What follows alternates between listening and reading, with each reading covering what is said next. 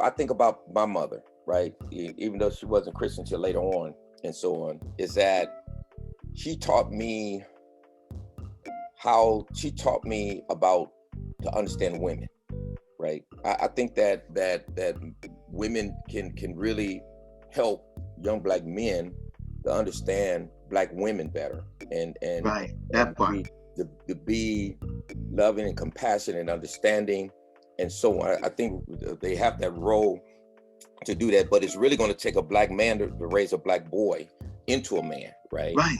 But I think that yes, at least from my point of view, is that I really our black women, you know, they because for a young black boy to be strong and a leader, he's going to have to understand women, right, and where they're coming from and the whole shebang. And I believe a mom and a woman can show them and teach them that, right?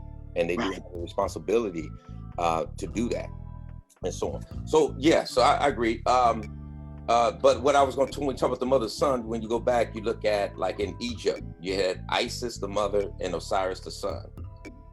In Assyria, you had Ishtar, the mother, and Bacchus, the son. In India, you had Isi, the mother, and Eswara, the son.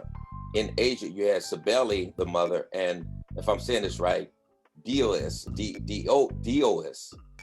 the son. And in Greece, you had Aphrodite as the mother and Eros as the son. In Rome, you had Venus as the mother and Cupid as the son. And so it's always been that mother-son type of relationship. And that's what the devil is trying to do today, right? And trying to take the father out of the equation, at least from what I see in the black family, right? Because you look at prison, 40% of the prison population are black men, or some black women too.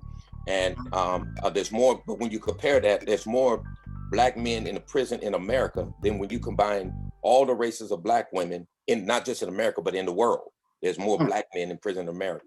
And so, and then when you talk about the high death rate, right?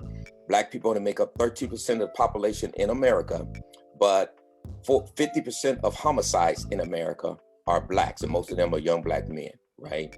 And so and then when you talk about the leading causes of the death, whether it's heart disease, diabetes, some of the other types of cancers, or whether it's heart disease or cancer or any other type of cancer or sickness or disease that is killing people, is killing black men, are dying younger and more than anyone else, right? And I think there's applying a plot to that, right? And our thinking and our culture, like you said, and the way we're raised and things like that. At least with us, you know, when we were younger, like in our 20s, we were talking about eating right and talking about how to do stuff, getting away from a lot of different things and stuff like that. But when we try to, and this is the challenge we face, right? Because the folks that people will listen to in the church ain't teaching them that, right?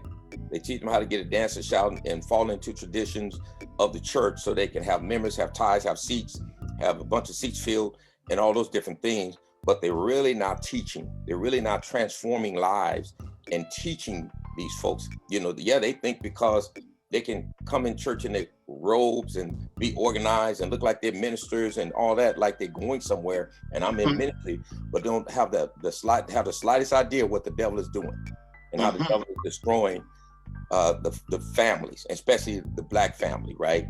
And we have an obligation. I think all the church as a whole, all races have an obligation to reach down and see the oppression and the marginalization and the harm that's been done to the black family, which is on at the bottom, and help lift up the black family, you'll lift up everybody, right? And so they got a responsibility for that.